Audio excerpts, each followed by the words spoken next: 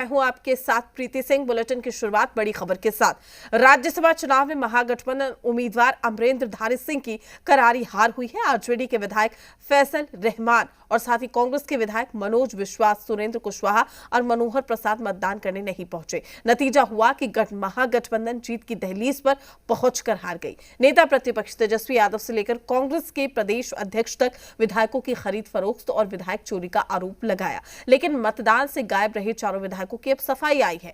कांग्रेस विधायकों की माने तो हार के लिए तेजस्वी यादव जिम्मेदार है। तेजस्वी यादव ने उम्मीदवार उतारने से पहले कांग्रेस के विधायकों को अनसुना कर दिया।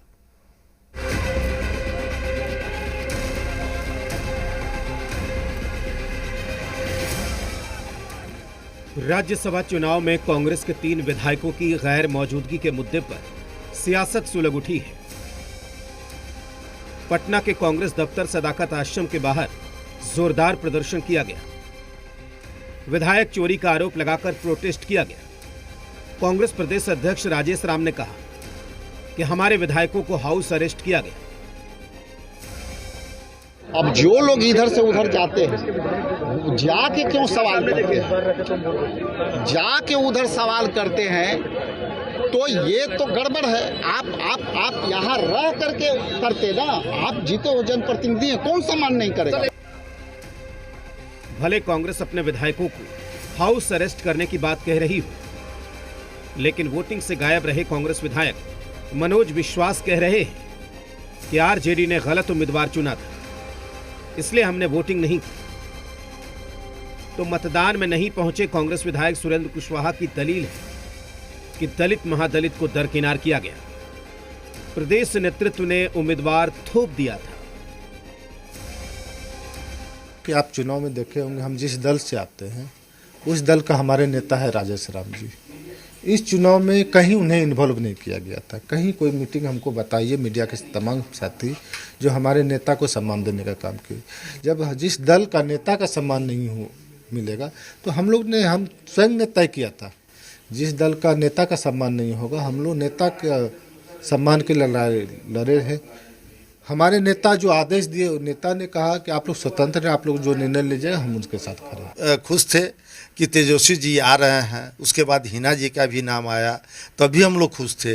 उसके बाद में जब उस दिन पता लगा कि एडी सिंह का नाम आ रहा है तो मैंने सोचा कि एडी सिंह से तो बढ़िया हमारे दीपक यादव हैं और हमारे राजेश राम हैं। इन लोग का क्या नहीं नाम आ रहा था? इन लोग को कम से कम दिया गया रहता इस मौका को। इस मौका में तो सभी लोग एकजुट होकर का नाम बटे उनको राजसभा भेजा जाता। मैं सिद्धांत पर काम करता हूँ और मेरा सिद्धांत है जो निचले तबके के लोग हैं उनको प्रश्रय दिया जाना चाहिए।